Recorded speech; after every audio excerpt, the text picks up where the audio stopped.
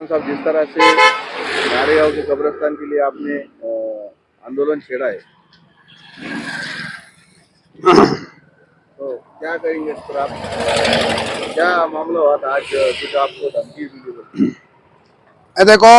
जब भी मैंने नारेगांव के कब्रिस्तान के लिए लड़ा हूं तो कानून के एतबार से लड़ा हूं और कानून का फॉलो करते हुए कानून के नियम के एतबार से मैंने जो है तो कब्रिस्तान के लिए लड़ा हूं। और कारपोरेशन से लेके जैसे अमर ओकेशन से लेके तो मेरे आंदोलन तक मैंने कानून के जो है तो उनका परमिशन लेके जो है तो मैंने जो तो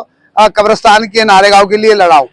आप गुलिस्ता 3 दिन पहले जो है तो नारेगांव के अंदर एक मोर्चा, जनाजा मोर्चा निकाला गया था और वो मोर्चे के अंदर उनका मोर्चा जो फेल हो चुका है, तो ये इनके अंदर जो तो एक क्रोध और एक जज्बा और इनके अंदर जो है तो दिल के अंदर हसद और दिल के अंदर एक जज्बा इनके अंदर फैला हुआ है। अभी जो है तो नारेगांव के अंदर आतिकर्म हुआ तो उसके सर्वे को ये तो मैं नारेगांव के अंदर निकला था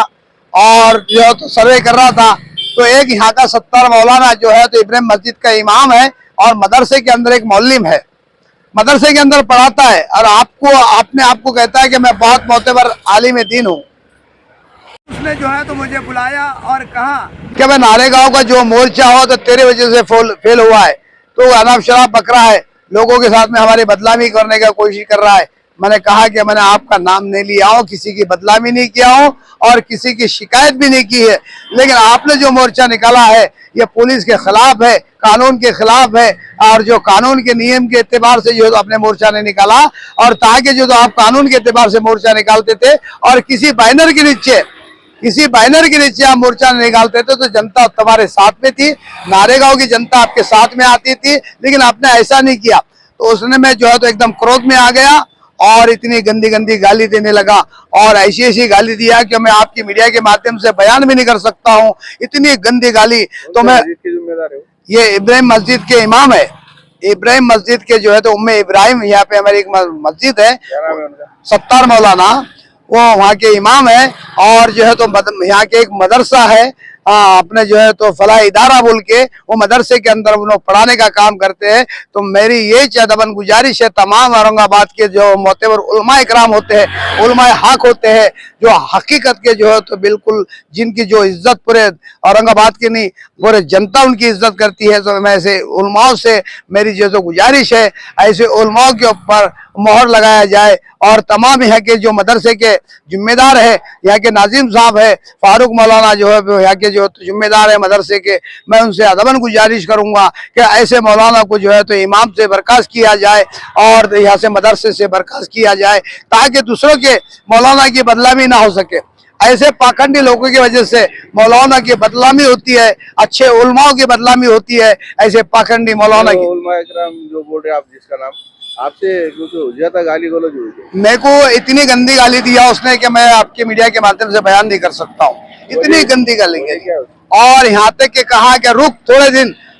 रुक, बोले तेरे टुकड़े करके नहीं फेंकूंगा तो मेरे बाप के मेरे को मेवाती बोलते बोले, हाँ मेरे को मेवाती बोलते बोले, मेवाती, हाँ मेवाती तो जानता ना, तो मेवाती किसको बोलते हैं, हाँ जान से, हाँ थोड़े दिन बोले तेरे टुकड़े नहीं करा तो मेरे बाप की औलाद नहीं कहना करके, ये जो है तो उन्हें खुला जो तो पेट्रोल को आप देख तो सीसी कैमरे के अंदर अभी देख सकते हैं, उसके हाथ ऐसे बिल्कुल नजर आ रहे थे, सीसी कैमरा पेट्रोल पंप के यहाँ पर मौजूद है। उसने मुझे बुलाया और बुलाने के बाद मैंने उनको सलाम किया अदब के साथ में, क्योंकि हमारे उलमा दिन है इत्तेबार से मैंने सलाम किया हूँ, लेकिन जैसा मैं उसके नजदीक पहुंचा हूँ, पहुंचने के बाद उसने गाली गलौज मैं पुलिस स्टेशन गया था, वहाँ आज अधिकारी हमारे अतिक्रमांक के अंदर लगे हुए हैं, साहब वहाँ पे मौजूद नहीं है, मैं वहाँ शिकायत करूंगा क्या बैत ऐसा ऐसे लोगों को जो है तो इलीगल मोर्चा निकालने वालों को आगे भी ऐसे लोगों को परमिशन ना दिया जाए, ताकि कोई हमारे मोहल्ले के अंदर कोई शरपरस्ती लोग जो तो शर कोई है तो ये ना करे। कानून के एतबार से अगर से मोर्चे के जो तो इन्हें परमिशन निकालते हैं तो हमको कोई इतराज नहीं है, और बगैर परमिशन का इन्हें मोर्चा निकालते हैं तो ये कानून के खिलाफ है, इसलिए मोर्चे में हम नहीं जाते, हमारा कोई मसला नहीं। हम तो चाहते कि नारेगांव में कब्रिस्तान हो। 200 लोगों पे गुना दाखिल हुआ बोल रहे थे, मोर्चा निकाले तो परमिशन नहीं दी मोर्चे। देखो भाई, हमने तो पहले 4 दिन पहले 8 दिन से हम मदरसे के अंदर उलमा इकराम के चक्कर मार रहे थे और उलमा इकराम को समझाया, देखो तुम बगैर परमिशन का जो है तो ये मोर्चा मत निकालो, परमिशन हम आपको निकाल के देते हैं, लेकिन मोर्चा निकालने का कोई तरीका है, कानून के एतबार से हम मोर्चा निकालेंगे तो इंशाल्लाह ये मोर्चा कामयाब होगा और इंशाल्लाह हमको जो है तो कब्रिस्तान जरूर मिलेगा और कलेक्टर साहब भी हमारी बात को अमल करेंगे। लेकिन इन्होंने ऐसा नहीं किया, आपने आप यानी इन्होंने जो है तो मदरसे के अंदर जो तो आपने अकेले इन्होंने जो है तो मीटिंग ले ली और मीटिंग निकलने के बाद ऐलान कर दिया कि भाई हमको मोर्चा निकालना है। तो जनता को गाली गलौज कर रहे थे, जनता तो उसको वहां पे मस्जिद के नमाज से बोलते क्या तुमको यहाँ पे कब्रिस्तान में जाना नहीं है, गाली गलौज करके लोगों को धमका कर जो है तो मोर्चे के अंदर लिया है कि अगर से आप मोर्चे में नहीं आते हम कब्रिस्तान के हमको ब्लैकमेल करके कब्रिस्तान के अंदर हम दफने नहीं देंगे। तो मजबूरन लोग कुछ जो है मजबूरन